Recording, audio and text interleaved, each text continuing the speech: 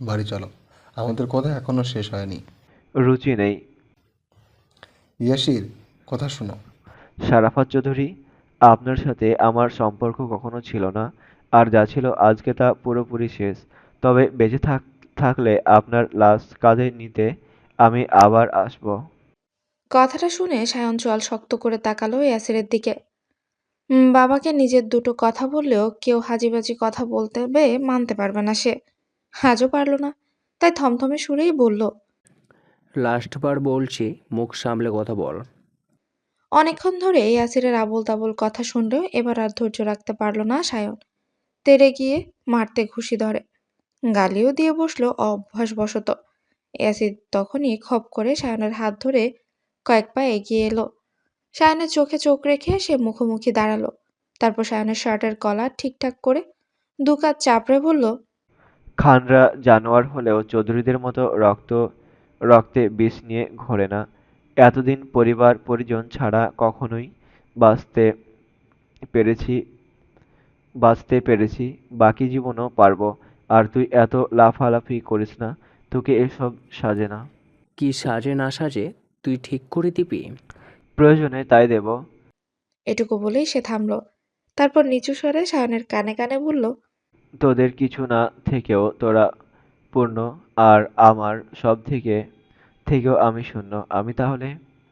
কথাটা বলেই যেতে গেলে সায়ন তাকে যেতে বাধা দিয়ে বুকের কাছটার কলার খাপলে ধরে। অগ্নিমূর্তি হয়ে আগুন ছড়া কণ্ঠে বলে। কি বললি? ছেড়ে গাস। সহ্য করতে পারবি না। আমি না পেরে আমি না পেয়ে পেয়ে আমার মাইন্ডে সেট হয়ে গেছে সে আমি কপাল পোড়া। আমার মতো তুই সহ্য করতে পারবি না।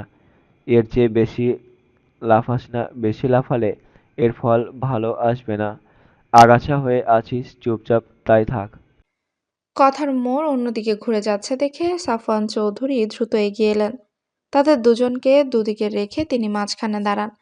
ওদের চুপ করতে বলেন। কিন্তু সায়ন থামলে তো। সে সাফওয়ান চৌধুরীকে সরিয়ে পুনরায় ইয়াসিরের মুখোমুখি দাঁড়ায়। শান্ত কণ্ঠে জিজ্ঞাসা করে। কে আগাছা? তুই। গাঁজা কি খেয়ে এসেছিলি নাকি গিয়ে খাবি? এত পিনিক পাস কোথা থেকে? কথাটা শুনে ইয়াসির না চাইতেও হেসে ফেলল। হাসির রোগে ধরল নাকি তাকে। আজ এত হাসি পাচ্ছে কেন তার? সায়নের মুখ দেখে হাসি যেন বেড়েই গেল তার। তাই হাসতে হাসতেই বলল। শাহরিয়ার চৌধুরী, তুমিও আমার মতোই পরগাছা। তোমার শরীরেও চৌধুরীদের এক ফোঁটা রক্ত নেই, তাই তোমারও বাড়তি চোপা সাজে না। এই কথাটা কেবিনের সবাইকে পুনরায় স্তব্ধ করে দিল। সীতারা চৌধুরী আগত ঝড় সামাল দিতে সায়নের পাশে দাঁড়ালেন। তবে কিছু বলার সাহস হলো না। নিরুপায় ভঙ্গিতে ডুকরে কেঁদে উঠল। অশ্রু চোখে মেঝের দিকে তাকিয়ে রইলেন। চোখের দিকে সাহস হলো না তাকাতে। ইয়াসির আর দাঁড়ালো না, বরং শেষবার শীতলের দিকে তাকিয়ে বেরিয়ে গেল। নিজের বুকে আগুন জ্বলছে দেখে বাকিদের বুকেও লাভা ঢেলে দিয়েছে। তাছাড়া সত্যের পাহাড় যখন ধসে গেছে, তখন সব সত্যি বেরিয়ে আসুক। বারে আঘাত পাওয়ার চাইতে বারে আঘাত পাওয়া চাইতে একেবারে আঘাত পাওয়া ভালো নয় কি? ইয়াসির কথাটা বলেই ধীরে ধীরে প্রস্থান করলো। শরীরে জ্বরে পড়ে যাচ্ছে। পায়ের ব্যথার সাথে মনের ব্যথাও যেন বেড়ে গেছে। আন্দোলন করছে। তাছাড়া এখানে থাকার মেয়াদ ফুরিয়েছে সম্পর্কের দোহাই দেওয়ার কারণ বারণ। এমনিতেই পাওয়া না পাওয়ার হিসেবে বরাবরই তার প্রাপ্তি শূন্যের খাতায়। আজও তাই। বলা বাহুল্য, কেউ যখন একের পর এক প্রাপ্তি পায় তখন শেষবারেও প্রাপ্তির আশাই রাখে। কিন্তু তার ক্ষেত্রে আবার উল্টো কিছু ঘটে। কেননা জন্মের পর থেকে তার জীবনে বিয়োগের উপস্থিতিটা একটু বেশিই বলা চলে। এ যেমন প্রথমে জন্মদাতা পিতাকে হারালো, মারও ডিভোর্স হলো। প্রীতিনিয়ম নেইবারের কটু কথার আঘাত, প্রতিনিয়ত নেইবারদের কটু কথার আঘাত, ফ্রেন্ডদের কথার খোঁচা। মাকেও তো কত কাজের জন্য কাছে পাওয়া হতো না। উনি বিজনেস ওম্যান, কাজেই ওনাকে দোষ দিয়েও তো লাভ নেই, কারণ ওনার কারণেই তো তাদের জীবন ভালোভাবে চলতো। ভালো খাওয়া পড়া সবই তো হতো। এরপর নতুন বাবার আগমন ঘটল। দিনের পর দিন মায়ের সঙ্গে ওনাকে দেখে মন বিষিয়ে উঠত। যত ভাবতো ততই যেন ক্ষিপ্ত হয়ে উঠত ওনার প্রতি। অসহ্য লাগতো। এক পর্যায়ে ওনার উপস্থিতি অসহ্যের মাত্রা ছাড়ায়। ইচ্ছে করে বল ছুঁড়ে আঘাতও করেছিল বহুবার। তবুও মানুষটা কিছুই বলতো না। মাথায় হাত বুলিয়ে হাসতেন। শান্ত হতে বলতেন। হাজি বাজি বোঝাতে চাইতো। মায়ের কথা ভেবে ওনাকে বাবা নয় বরং ফ্রেন্ড হিসেবে গ্রহণ করতে বলতেন। আর এটা ওর কাছে ছিল আরো বিরক্তিকর ব্যাপার-স্যাপার। এমনও হয়েছে কথায় কথায় আঘাত করার পরও বারবার সখ্যতা গড়তে চেয়েছেন তিনি। সেই বরং এগিয়ে এসেছে। সে এড়িয়ে গেছে। কারণ তার কাছে সখ্যতা মানেই পিছুটান। ওসব পিছুটানের মায়া রাখতে চাইলে সায়নের আগে ওর ঠাঁই হতো চৌধুরী নিবাসে। শারাফাত চৌধুরীর বড় পুত্র হিসেবে বড় হতো। চৌধুরীদের রক্ত না হয়েও বড় হতো তাদের শিক্ষায়। আপন রক্তের দেয়া শেষ পদবিও বদলে যেত এক নিমিষে। ইয়াসির খান থেকে হয়ে যেত ইয়াসির চৌধুরী। চৌধুরীদের নাম আবার স দিয়ে হয়। হয়তো তার নামটাও স দিয়েই রাখা হতো। ইয়াসিরের নাম মুছে যেত জীবন থেকে। অথচ তার মা ইয়াসির নামটা শখ করেই নাকি রেখেছিল। ইয়াসির নামের অর্থ সৌভাগ্যবান। এলিয়ানা চেয়েছিল ওনার একমাত্র ছেলে সৌভাগ্যবান পুরুষ হোক, ভালোবাসায় ভালো থাকুক। কিন্তু দুর্ভাগ্যবশত ওর জীবনে ধারা নামের ওর জীবনে দু- সৌভাগ্য তো দূরে থাক, ভালো জিনিসটারও ধারে কাছে নেই। বরং সর্বদা উল্টোটাই ঘটেছে। এ নিয়ে ভাবতে গেলেও তার ভীষণ হাসি পায়। এবং হাজার কথার এক কথা, শুরু থেকে শারাফত চৌধুরীকে সে বাবা হিসেবে মানতেই পারত না। তার মা মারা যাওয়ার আগে তাকে শারাফত চৌধুরীর কাছে আমানত হিসেবে রাখা তাকে আরো বেশি কষ্টকর ছিল। কারণ সে পুরুষ তার মাকে বিয়ে করলো কিন্তু সংসার করতেই পারল না। তার কাছে তাকে আমানত হিসেবে রাখতে চাওয়াটা কি ঠিক ছিল? হ্যাঁ, শারাফত চৌধুরী মুমূর্ষু সহধর্মিণীর কথা রাখতে হয়তো রাজি হয়েছিল, কিন্তু কারো দয়ায় বাঁচতে চায়নি সে। এই জন্যই তো মূলত লুকিয়ে বেড়াতো। সব যোগাযোগও বন্ধ করে দিয়েছিল। তবুও কিভাবে যেন শারাফত চৌধুরী ঠিকই তাকে খুঁজে বের করত। কাজের নামে বাইরের দেশে গিয়ে তার সঙ্গে দেখা করতে যেত। কিন্তু সে দেখা করতো না। তবুও ভদ্রলোক হাত ছাড়লেন না। আর ওনারও এই কাজে তার রাগের মাত্রা আরো বাড়ত। ইচ্ছে করতো মানুষটাকে মেরে ফেলে ঝামেলামুক্ত হতে। পরে এমনভাবে গা ঢাকা দিল যে বছরের পর বছর শারাফত চৌধুরীর কোনো খোঁজই পেল না। ততদিনে স্বেচ্ছায় মাফিয়া জগতে পা দিয়েছে। প্রাণের মায়া এর কোনো কালেই ছিল না তার। আর নানি মারা যাওয়ার পর পিছুটানও ছিল না। ইচ্ছে মতো লাইফ লিড করত। সেই ইচ্ছেটাকে প্রাধান্য দিতে গিয়েই তো আজ মাফিয়া কিং নামে পরিচিত। আগে কেউ মাফিয়া কিং বললে গর্ব হতো, ভীষণ খুশি লাগতো। সেই খুশিতে সহিংসতা আরো বাড়ত। পাপের রাজ্যের সুখ পেত। তবে আজ কেন যেন ওই নামের ওজন অনেক বেশি ভার লাগছে। চৌধুরীদের মতো ভালো মানুষদের আশেপাশে এই পরিবর্তন নাকি? এজন্য সে ভালো মানুষদের দেখতে পারে না। এরা নিজেদের ভালো গুণের ভালো আলোটা অন্যের মাঝেও ছড়াতে চায়। এটা করা কি উচিত? মোটেও না। কারণ সবাই ভালো হলে পাপই কমে যাবে। আর পাপ কমে গেলে বেঁচে থাকাটাও পানসে মনে হবে। ইয়াসির মুখ কুঁচকে নানান কথা ভাবতে ভাবতে হসপিটাল থেকে বের হতেই দেখে তার গাড়িটা সেই সকালে রেখে যাওয়া জায়গাতেই আছে। তবে গাড়ির দরজা খুলে বুরাক বসে আছে। তাকে দেখা মাত্র এক প্রকার ছুটে এলো বুরাক। অস্থির কণ্ঠে কী সব বলল। ইয়াসিরের আপাদমস্তক দেখে মলিন মুখে তাকিয়ে রইল ইয়াসিরের দিকে। শীতলকে গুলি করেছিল বিদায় তার মুখ বরাবর একটা ঘুষি মেরেছিল ইয়াসির। এই জন্য তার ঠোঁট কেটে ফুলে এখনো লাল হয়ে আছে। ইয়াসির তাকে দেখে বলল, আমি মেরেছি বলে কি আমাকে মেডিসিন লাগিয়ে দিতে হবে? ইয়াসিরের কথা বাড়ালো না। গাড়িতে বসে ইশারা করা মাত্রই ড্রাইভার গাড়ি স্টার্ট দেয়। বুরাক মুখ কাচুমাচু করে পানির বোতল এগিয়ে দিলে সেও নেয়। থেমে থেমে পানি পান করে। পানি খাওয়ার একটু পর তার চোখ জোড়া আপনা আপনি ভার হয়ে আসতে লাগে। কষ্ট করেও চোখ টেনে খুলে রাখতে পারছে না। অগত্যা সিটে হেলান দিয়ে চোখ বুজতেই গলার কাছে সূচ ফুটার মতো ব্যথা অনুভব করলো। এরপর কর্ণকুহরে কেউ যেন ফিসফিসিয়ে বলল। এদিকে ইয়াসিরের কথা শুনে সায়ন শান্ত দৃষ্টিতে তাকিয়ে রইল সিতারার দিকে। মায়ের কান্নার আজ বলে দিচ্ছে অনেক কিছুই। তার বুকের ভেতর জ্বলছে ভীষণ।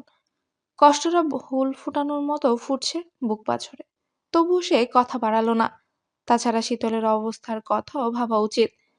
বেচারি শুদ্ধ না পারছে কিছু বলতে, না পারছে আপাতত টপিক চেঞ্জ করতে। সে শুধু বারবার শীতলের ঘুমন্ত চেহারার দিকে তাকাচ্ছে। পাজি শীতলটা মেডিসিনের প্রভাবে এই পরিস্থিতিতেও বেঘরে ঘুমোচ্ছে। সে শুদ্ধকে জেদ করে বিয়ে করার পরপরই যেন তার পৃথিবী সুখে ভরে গেছে। আর কিচ্ছু লাগবে না তার। সে সুখী। আর সেই সুখ নৃত্য করতে করতে তার চোখে ঘুম হয়ে ধরা দিয়েছে। এটা অনেক ধকল সহ্য করেছে, এখন ঘুমোচ্ছে, ঘুমাক। হিসাবের খাতাটা পরেও খোলা যাবে। কথাটা ভাবে সে কান্নারত মায়ের দিকে তাকিয়ে শুধু মলিন হাসল। সিতারা ছেলের হাতে পাগলের মতো চুমু খেলো, তবে মুখে কিছুই বলতে পারল না। সায়নও আগ বাড়িয়ে জিজ্ঞাসা না করে পা বাড়াতে যাবে, তখনই গরু গম্ভীর কণ্ঠস্বর কর্ণকুহরে এসে পৌঁছায়। থমকে দাঁড়িয়ে যায় সে। শারাফাত চৌধুরী তখন গম্ভীর কণ্ঠে বলেন, ছোট বাচ্চা যখন ছিল একটু একটু করে বড় করেছি, এ বুকে আগলে রেখেছি, আঙুল ধরে হাঁটতে শিখিয়েছি, যা যখন প্রয়োজন সেটা এনে দিয়েছি। ভুল করলে যেমন শাসন করেছি তেমন ভালোবাসতেও কমতি রাখিনি। দুই কানে যখন শুনেছি কাউকে পছন্দ করে, তখন বাবা হয়ে ছেলের বিয়ে দেওয়ার দায়িত্ব আমি পালন করব। এখন কে কার থেকে কি শুনে আমাকে বাবা ভাবলো কি ভাবলো না তা দেখার সময় নেই। এতদিন কাউকে আমার ছেলে বলে পরিচয় দিয়েছি, মরার আগ এতদিন কাউকে আমার ছেলে বলে পরিচয় দিয়েছি, মরার আগ অবধি সে পরিচয় বহন করতে হবে তাকে। এটাই আমার আদেশ। আর কেউ যদি আমার শাসনকে অবহেলা ভেবে থাকে, তাহলে বলবো সে ভুল। আমি শারাফত চৌধুরী জেনে বুঝে কখনো অন্যায় করিনি, কারো হক মারেনি।